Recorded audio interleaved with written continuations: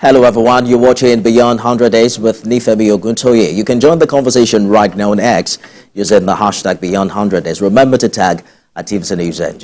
We have just received word from the presidential villa in Abuja, where the National Council of State has passed a unanimous vote of confidence in President Bola Tinubu's leadership. And this significant show of support endorses Mr. President's efforts to address Nigeria's challenges as well as stabilizing the nation. The vote comes after a meeting of the council, which comprises former heads of state, governors, and other top government officials. President Tinubu earlier today chaired the Council of State meeting in the council chambers of the presidential villa, where former Presidents Muhammadu Buhari, Goodluck Jonathan were physically present, while former heads of state, Abdulsalami Abubakar and General Yakubu Gowon, attended virtually. The meeting had in attendance governors of the 36 states and Minister of the FCT. The council also has responsibilities in advising Mr. President in the exercise of his powers with respect to the National Population Census, prerogative of mercy, awarding of national honors, among others. It also advises the President, whenever requested to do so, on the maintenance of public order. This is the first Council of State meeting since President Tinubu assumed office in May 2023. Our State House correspondent, Femi Akonde, has been covering this story. He joins me live on the program. Femi, talk to us about more details as to what transpired at the meeting today.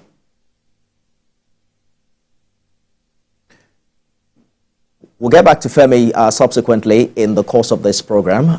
Meanwhile, President Bola Tinubu will depart Abuja for Equatorial Guinea on a 3-day official visit tomorrow. In a statement by his spokesperson, Ajurian Gilali, the visit is to honor the invitation of President Teodoro Mbasogo.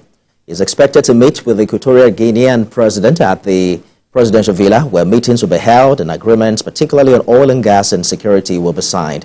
Mr. President will be accompanied on the trip by the Minister of Foreign Affairs, Yusuf Tuga, as well as some other members of his cabinet. Now, let's turn our attention to our conversation for today. The call for a democratic constitution for Nigeria is on the front burner as the Patriots, a non-partisan group of eminent Nigerians, has urged President Tinubu to convene a National Constituent Assembly. Former Commonwealth Secretary General Emeka Anyauko made the call when he led the Patriots on a visit to Mr. President. The big question right now is whether or not a new constitution is what Nigeria needs at this time. At the time where some political pundits are also calling for the implementation of the 2014 recommendations from the National Conference, then headed by retired Justice Idris Kutigi. I'm joined in the studio by Director General, Commonwealth Institute of Advanced and Professional Studies, Professor Anthony Kila. But before we get into that, let's return to Abuja, where Femi Akonde is standing by. Femi, what are the details of the Council of State meeting today? Hi, Femi. Well, the Council of States unanimously passed a vote of confidence on President Bola Tinubu. And when I say it was a unanimous vote of confidence, that is the Council of States, which comprises of the former heads of state and former presidents of the country, and the Nigeria Governors Forum, that is 36 state governors and the Minister of the FCT. They all passed a vote of confidence on President Bola Tinubu, and this may be a much needed encouragement for the President and his administration as they continue with necessary economic reforms that the government says will improve the well-being of citizens. And beyond this, ministers also briefed, ministers of President Bola Tinubu's cabinet also briefed the Council on the state of the nation, the state of the economy, the economic outlook, what has been achieved so far by the administration of President Bola Tinubu. I know the Council of State was satisfied with all of this presentation. There was also a briefing by the National Security Advisor giving the security report of the country. It briefs them on the build-up to the nationwide protest, the eventual protest, and even the aftermath of the protest. But one thing they all agreed and insist is that they are all against an unconstitutional change of government. They say any regime change must be democratic, and yes, they condemned moves by some of the organizers of the protesters,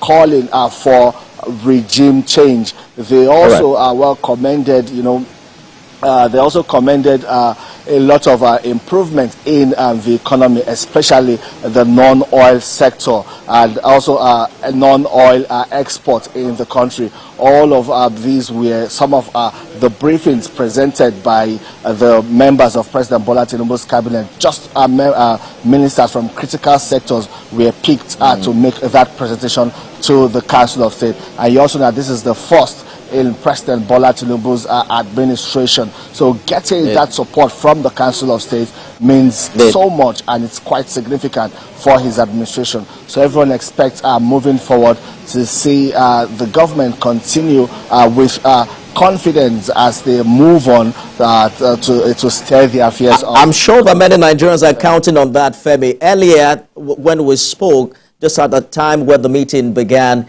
we talked about the conspicuous absence of former President Olusegun Obasanjo. Did he eventually join the meeting?